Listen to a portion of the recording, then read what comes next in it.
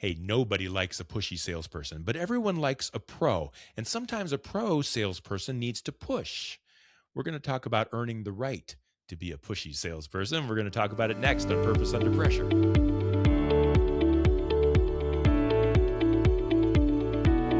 Well, welcome back. My name's Brian, and this is Purpose Under Pressure. It's a podcast about developing sales and leadership success on purpose and under pressure. And it's brought to you by the professional sales and leadership training team at Sandler by the Ruby Group. They're in Akron and Columbus, Ohio. They're in Jacksonville, Florida. They're in Capital Region, New York, and they do their work on purpose because you and your team are under pressure. Things are hard out there. Things are trying to conspire against you in some ways. Maybe you made decisions and plans and goals and set a path towards where you think, and that all fell apart. Well, now what? The purpose is still there. It's just that the pressure got raised. And sometimes I think if we have someone on our team that understands where we're trying to go, how we're trying to do it, how we're trying to go about getting where we need to go, if they're there to show us, look, this light is still burning right here. Come to me. Let's stay on purpose. I love the idea of having a training team on your side that says, no, you're doing it right. Stick with it. Don't give up. And I've seen Sandler do that in many, many different ways and with many different people. So reach out to them, would you? You can connect with Sandler by the Ruby Group online at therubygroup.sandler.com. The Ruby Group. Master the pressure, lead with purpose, and deliver results. So let's get cooking. I want to talk about pressure. I want to talk about salespeople. I think it's funny when you meet someone at a party or an event or in the elevator. So what do you do for a living? I'm a salesperson. Ugh. I could never do that. I could never be that pushy. And you're like, I'm standing right here. You kind of just called me pushy, but that's okay. The first thing people think about when they hear salespeople is pushy. And that's because some used car salesman kicked a tire once. That's pushy. That's being a jerk. You got to be professional, but you got to push back. There's 3 things I want you to know about being a salesperson, and then we'll talk about being a salesperson. But number 1, if you can't get over the fact that people think you're pushy, then get out of sales because that's never going to change. Number 2, some salespeople are pushy and they need to get out of sales. And number 3, I want you to hear this. It's okay to be pushy. People might not think they like it, but it's okay. It's not okay to be greedy and sneaky and conniving and tricky, but it's okay to push back a little bit, to resist, to ask twice, to call back. If you caught one of the podcast episodes recently with Johnny, he called his customer 37 times before they ever even picked up the phone. 37 times he pushed until he got that plus $1 million sale. And man, I'm glad he made that 37th call. And he is too. And so is the customer. Here's the thing. People say, I don't want you to push. People say I'll make up my mind. People say I'll buy when I'm ready. I'm just looking. But I'm going to ask you this, and don't take me wrong. What do they know? They're going to make up their own mind. They're going to decide when they're ready to buy. What do they know? If I walk into a clothing store and a nice salesperson walks up to me and says, hey there, can I help you? And I say, no, thank you. I'm just looking. No, I'm not. I'm not just looking. Who does that? Looking at what? A pair of jeans? I woke up that morning thinking I'm going to go out today and look at some jeans. You want to come? No, I don't want to go look at jeans. That's no fun. I want to buy jeans. I just don't know how. You hear that? I'm not just looking. I want to buy. I just don't know what I'm doing. I need some help is really what they're saying. But I won't do that as a buyer. As a buyer, I'm trained to hold back. I'm almost maybe embarrassed of what I don't know or what I might get myself into. So I say, no, I'm just looking. As a seller, I need to be trained to earn the right to push.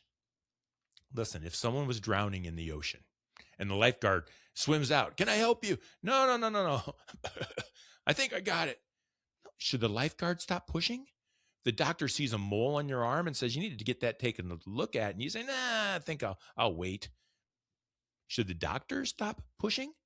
The financial advisor says you need to buy this stock or you need to sell this stock. You say, nah, I'll figure it out later. Don't you want them to push?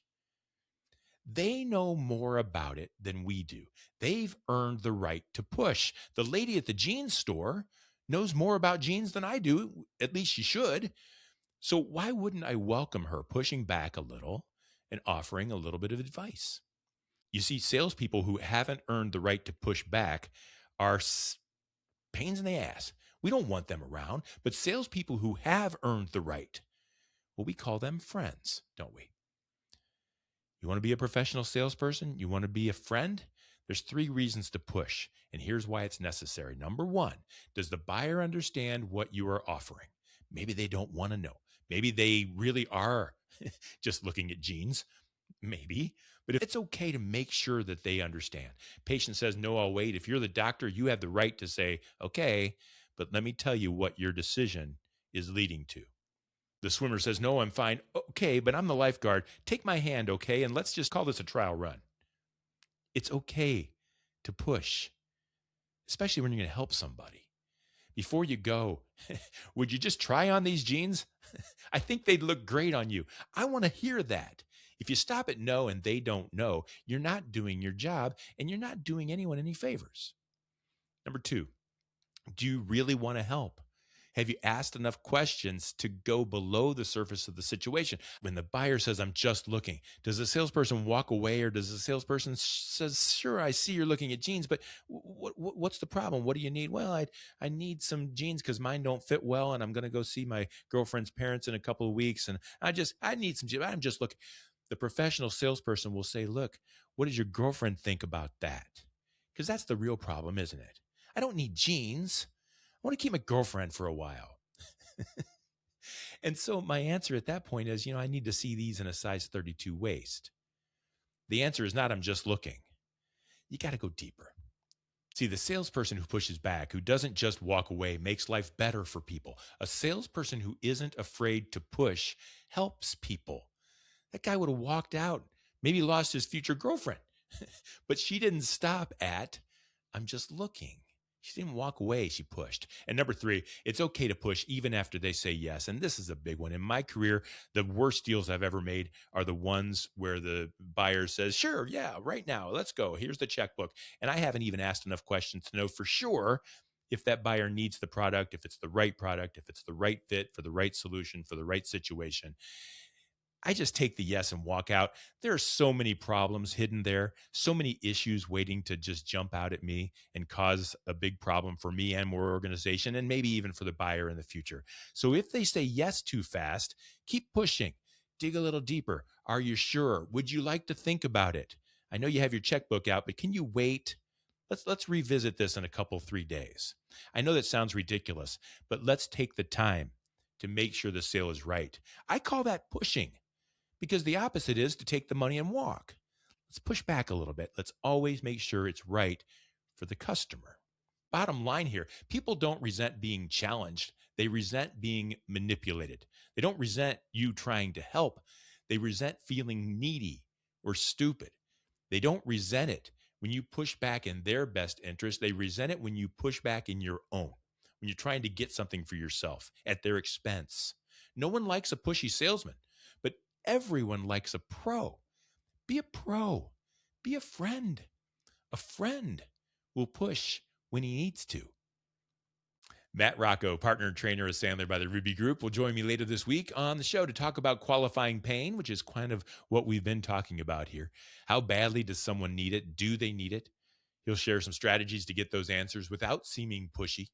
And that happens later on this week. So I hope you'll check that out. And all past episodes of Purpose Under Pressure, you'll find them at brianmediastrategies.com/podcast and wherever you stream your favorite shows. It's brought to you by the Ruby Group. Master the pressure, lead with purpose, and deliver results. Until next time, no matter how high the pressure, go ahead and push back a little and stay on purpose.